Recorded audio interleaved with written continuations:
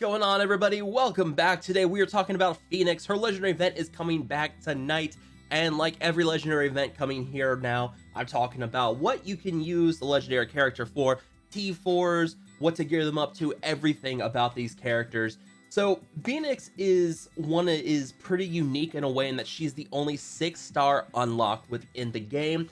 This was quite a bit of controversy back in the day because in order to unlock her, you have to use villain mystic controllers. And when she was first in the game, there was only 5. There was Loki, Baron Mordo, Nobu, Ronan the Accuser, and Hand Assassin. Some pretty bad characters within that list.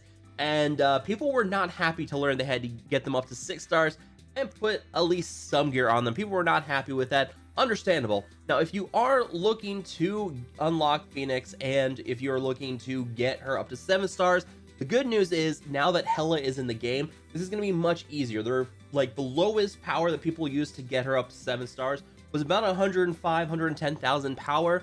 With Hela on the field, you undoubtedly have a lot of gear thrown into Hela because Hela's just that good. So that power is actually going to be quite manageable for a lot of people out there with Hela in instead of Hand Assassin. Hand Assassin's just terrible. You can completely ignore her and use Hela, and you're probably going to have close to that power on Hela alone because Hela's just that good. If you are looking to unlock her, good news is if you have Hela, you're in a very solid place, and that's why we recommend getting Hela up anyways, because you use her to unlock both Black Bolt and Phoenix, the 2 top legendary characters in the game. So yeah, definitely something to go for with Hela, and that's why you want to gear her up. Now, talking about Phoenix specifically, this is one character where you can throw all the T4s on Phoenix. There's no problem at all with doing that. The simple reason for this is that all her T4s are very good. Her basic attack, this is only primary damage, but you also can upgrade this with her Dark Phoenix we'll take a look at here in a second. Bestow Light increases some healing here. The Phoenix Force also can clear all positive effects from the primary target, and then her passive does give bonus max health and damage to her and X-Men allies. But that's not where that's not all for her T4s. If you go up here and you click on this, the summon ability, this brings her over to Dark Phoenix, and this is where you start to see some real power for her T4s. With this one, now you've got splash damage, still a pretty good T4. The vitality drain here on her special steals an additional 5% health. That's now 20% health from the enemy team. That is a very important T4, and also very important for Dark Dimension 3. And then Phoenix Unleashed, this is a very powerful ultimate attack, and with this T4 clears all positive effects on each target, and then from the ashes it applies defense down for 2 turns whenever she spawns. Whenever Phoenix dies and we have Dark Phoenix come in, defense down all enemies for 2 turns. That's a big deal as well. Now, going back to the regular Phoenix, you can see we've got ISO 8 here, and she's unique in this. And this is a problem with her, and this is a problem with the ISO 8 system overall. Phoenix is not a good character to put ISO 8 on. I've got tier 1 skirmisher on her, and that's as high as I'm going to take her. The simple reason that she doesn't get ISO 8 bonuses with Dark Phoenix. If you go back here and look at the summon, there's no ISO 8 bonuses here. And this is the problem with the ISO 8 system, is that summons don't get the ISO 8 bonuses. So all you're getting on Dark Phoenix is the stat bonuses, like the 2% of like health, armor, focus, damage, resistance.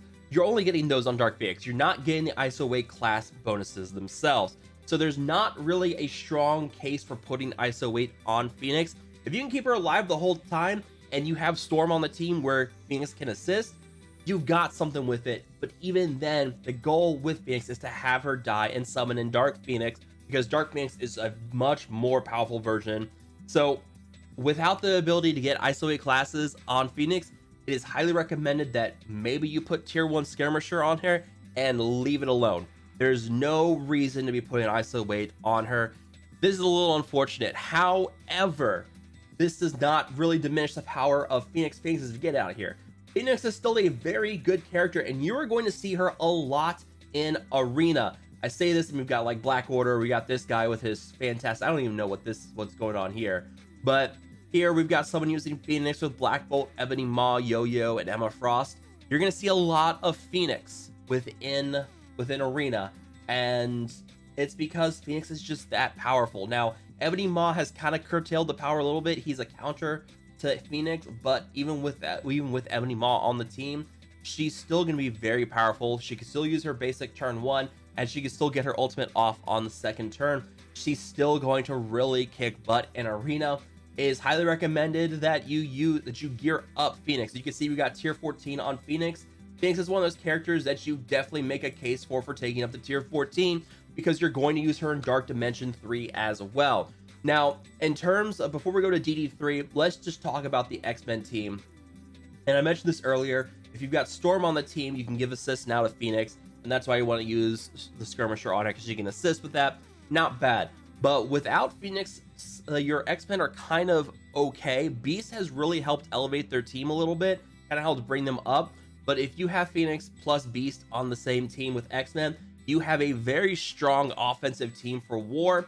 And this is one where you can bring in Ultron, you can bring in like Phoenix, Colossus, Cyclops, Beast, and bring in Ultron. And that's called Xtron, and that team can defeat Black Order in war. It's kind of sketchy, it's not consistent, but it does give you a counter there. And we have seen in arena where you can use that same kind of team to defeat Black Order in arena, but again, not consistent, still kind of sketchy. So you do have something there with that team, Phoenix plus Beast. Beast has really kind of helped bring this team up. But your X-Men, very strong offensive team for war. I have seen people throw them on defense. They're pretty scary on defense as well, but the ability to basically defeat anything on offense has become a pretty big deal with X-Men. That's why they're one of your better war offense teams, because they just defeat everything. Now, in terms of DD3, Dark Dimension 3, this is where Phoenix shines, and this is why you want to take her up to tier 14. If we go and look at the global nodes, you can see I used Phoenix.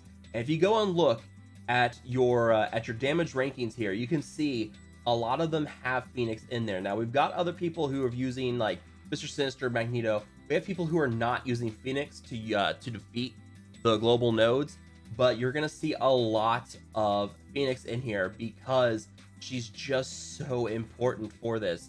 You go here at Phoenix, more Phoenix, a lot of Phoenix. Phoenix is one of your most consistent characters within the global nodes with Dark Dimension 3. And this is for a reason, because whenever she dies, she's able to put defense down the enemy team, but that 20% health steal is a big deal. That 20% health steal, your characters in Dark Dimension 3, they have like 1,000,000 health on them. They are very, very durable. It takes forever to die, and they can smack you in the next week pretty easily. So having Phoenix in there, wherever she dies, and then she spawns in and places defense down and then steals 20% health from everybody, that's clutch. And that's one of the things where you've seen people who just use Phoenix within the global nodes, they kill her off and they steal health. It takes a very long time, but because of just how powerful she is one of the top characters to be taking in Dark Dimension 3. Now you also see this, here you go, here's Rebenex. You guys may know Rebenex from Twitch streaming. He's got here with one of the top scores on this global node, and here he's got Phoenix. He loves Phoenix. A lot of people love Phoenix. You do see this without using Phoenix, but again, look at that. He's putting a lot of tier 14 on a lot of mutant characters that aren't Phoenix. That's a full Marauders and Brotherhood kind of mixed team there, which is good, but I would say you're better off putting that gear onto Phoenix and using her, because that's she's just that good for Dark Dimension 3. And honestly, it's one of those where you have those necessary characters, and Phoenix is just one of those necessary characters for Dark Dimension 3. Now, also, one other thing real quick, we have these campaigns like here in the Nexus chapters. We have these campaigns where you can use X-Men, and one of the big problems with using Phoenix in campaigns or different challenges was that if she dies and brings out Dark Phoenix, you automatically lose a star. And this has been a big point with Phoenix and why you didn't want to use her before. But now with Beast in the game, his Stars and Guards ability, if you have at least 3 X-Men allies at the start of the battle, the first X-Men ally to die, the first ally death does not count towards the loss of a star. So if you have Beast and you are looking to use Phoenix, you can put Beast, Phoenix, Colossus together within a campaign node or a challenge node. Use them. They're all global characters, so there's certain challenges that use that. Also the Nexus nodes. You can now use those characters together. Phoenix can die off. You have Dark Phoenix come in, and with Beast still there, you are able to get 3 stars on that campaign mission or challenge node. It's very important that if you are using Phoenix for that, you have to bring in Beast. Otherwise, probably not gonna get the 3 stars that you're looking for. So really, honestly, Phoenix is just one of those really good characters. It's a shame that ISO weight is not working for her with Dark Phoenix. I am hoping that Scopely steps in and kind of fixes that with her, because otherwise ISO weight's just not that powerful on her. I don't see her getting falling behind the power curve because of ISO weight not really working on Dark Phoenix. She's still just that powerful. She's still one of the best characters in the game, but it is a little disappointing to see that with ISO weight. But let me know down below if you guys have any questions about Phoenix, anything you guys want to know about her, let me know down below. But as always, if you guys have enjoyed this video, make sure that like button, share, and subscribe to the channel for more Marvel Strike Force content in the future. And as always, I will see you guys next time.